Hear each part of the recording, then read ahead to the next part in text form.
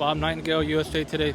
So, Bob, I just wanted to ask you about how the Dodgers looked last night, aside from the bullpen, kind of just going into this first game. How did they look to you coming out last night?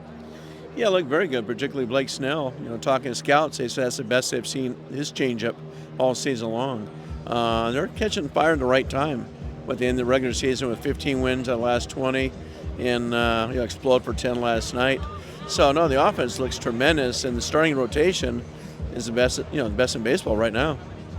So previous couple years, right? We've had a lot of discussion about the layoff, right? Dodgers going into now a wild card, which you hadn't done. You think that's kind of helped them? I know last year it didn't affect them much, but kind of just going straight into it, you think that's going to help them overall? Yeah, I think it just kind of keeps the momentum going. The one they had, up through Sunday in Seattle, then just take 2 days day off or so, and then they're back at it. It also helps too; they didn't have to fly anywhere. That the best of 3 series is all in LA, so that part helps too, I think. So let's get into a little bit with the bullpen. Like what we were seeing last night in that 8th inning, it seemed like to get that second out just took forever. I mean, what are you seeing kind of with those arms that came in last night? Those 3 arms that couldn't, they struggled to get those final 2 outs. Yeah, it's like it kind of limits who Dave Roberts is going to trust in the 9th inning of a postseason game.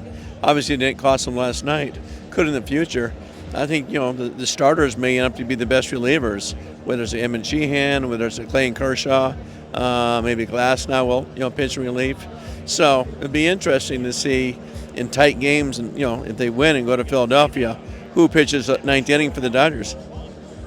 So you think that's kind of the best option? Kind of, hey, let's look at our excess in starters, and kind of let's see if we can use them as bullpen pieces to close some of these games out. Yeah, I think Sheehan in particular. I think they're going to count on him a lot, and I think even I'm not sure about closing, but late innings to go Clayton Kershaw. I don't see Ohtani pitching relief. Maybe in the LCS to get that far in the World Series, he could close out like a clinching game. But they need someone to step up that pen. And who knows? Maybe it's Roki Sasaki.